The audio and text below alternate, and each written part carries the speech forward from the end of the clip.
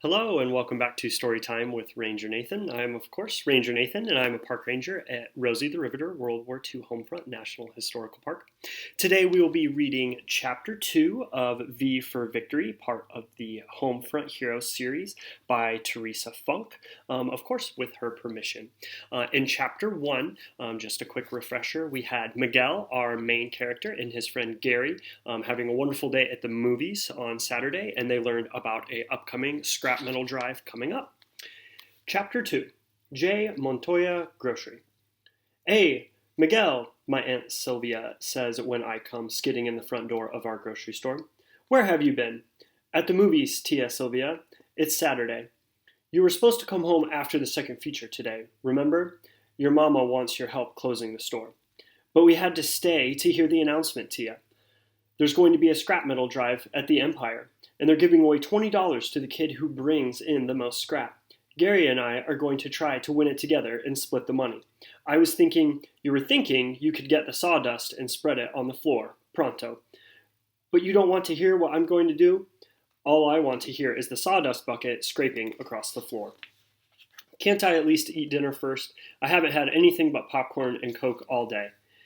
Tia Sylvia puts her hands on her hips and cocks her head at me. I get this look a lot. Okay, but make it quick. I dash out back and across the yard to the house we share. My parents, my grandparents, my older sister, Juanita, and now my brother's wife, Rosa, and her baby, Victor. There's a lot of us, but it's wartime, so we make room for each other. And it's a big enough house, 2 stories high. I even had my own room before Rosa and baby Victor moved in. Now he's bunking with me, and Rosa is sharing with Juanita. When this war is over, though, my brother Ernesto will come home, and the 3 of them will get their own place once again.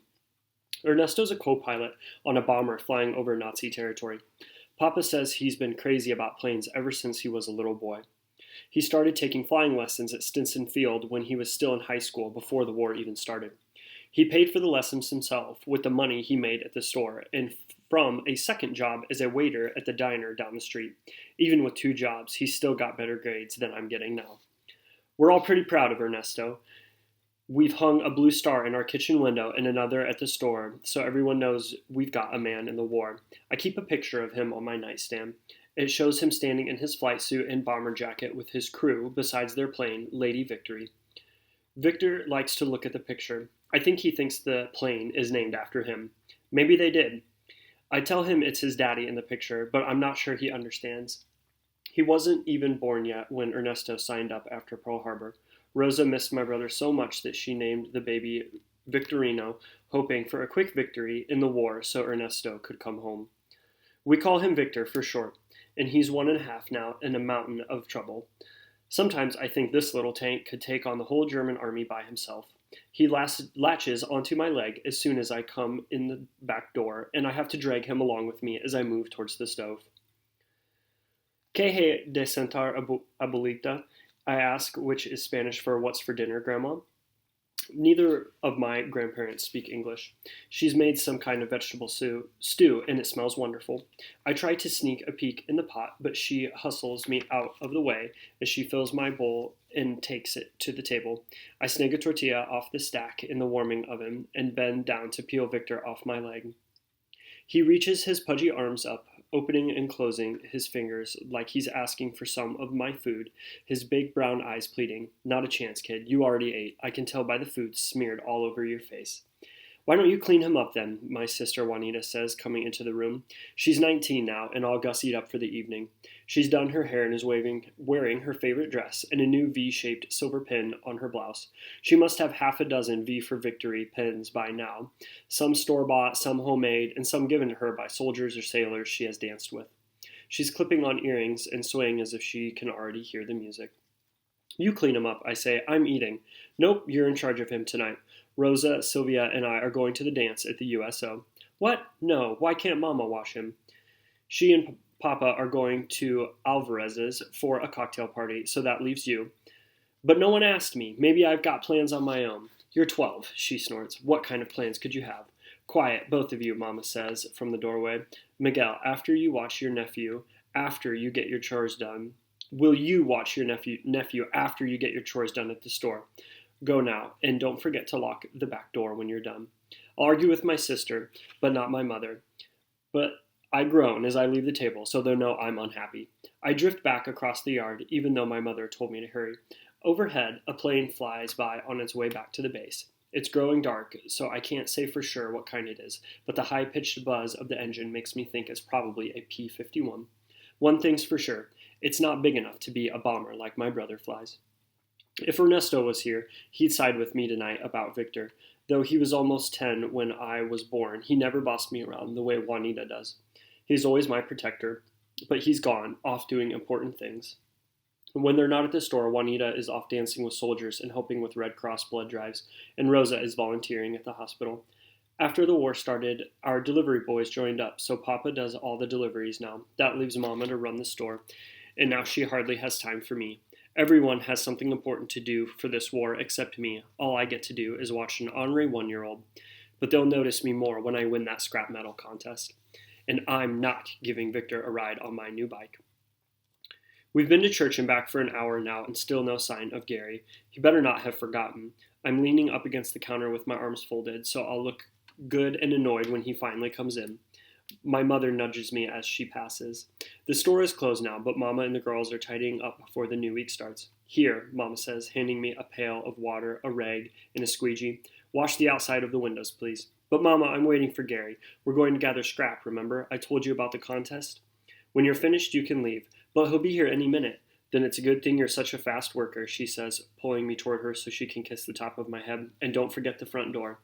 Our store is called J. Montoya's Grocery, after my father, Jorge Montoya. It's painted yellow on the outside because Papa thought the color looked festive and would make people want to shop there.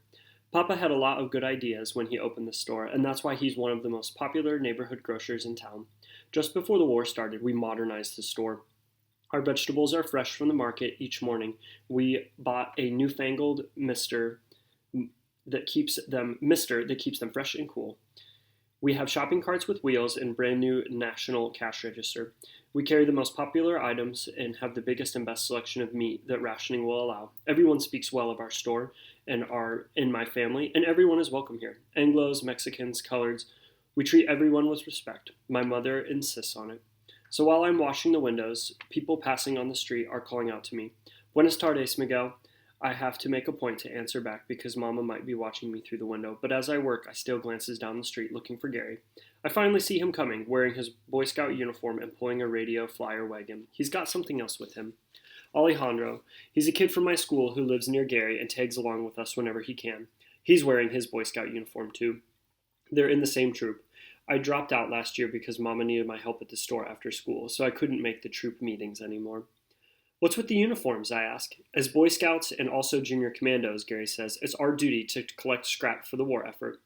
But your troop isn't turning in this scrap. We are, I say with a glance at Alejandro that lets him know we're not sharing with him. Yeah, but this way we look more official. Maybe people will give us more scrap. Yeah, people like Boy Scouts, Alejandro says. I frown. It's not that I don't like Alejandro, it's just that he has a habit of coming between me and Gary, like he's doing right now. Fine, I say, but we're following my plan today. Here, I shove the squeegee at Alejandro. Help me finish up. Mama opens the door and leans out. She's holding Victor, who's struggling to get down. Victor hates being carried. Mama smiles at Gary and Alejandro. How are you, boys? Fine, Mrs. Montoya, they answer in unison. Well, good. Gary, tell your mother I said hello. Yes, ma'am. Mama steps forward and drops Victor into my arms. Take your nephew with you. We've got work to do. But, Mama, he's too heavy, and he'll get in the way. Nonsense. Pull him in Gary's wagon. He'll enjoy that. But, no buts, mijo. Bring him back by 1 o'clock, and I'll put him down for his nap. I drop Victor into the wagon, and he squeals with delight. He starts rocking back and forth like he's trying to get the wagon moving. He's a big, slobbery grin on his face. Gary, Alejandro, and I just look at him with disappointment. Where do we start? Gary asks with a sigh. You want to knock on doors? Nah, I had an idea this morning. I lean in close, like they do in the spy movies. Let's try the convent. The nuns? Alejandro says. I'm not going there. But that's the point. Most kids wouldn't go to the nuns, and we've got to think of places no one else has been. Okay, let's go, Gary says. Gary's got no reason to be afraid of the nuns. He goes to the public school, but Alejandro and I have been taught by the Sisters of the Holy Ghost since first grade, and we've been punished more than once. In fact, just before school let out for the summer, Sister Frances caught us speaking Spanish at recess and made us kneel on the hardwood floor with our noses up against the blackboard for an hour. Spanish is not allowed at school. My knees ached for days.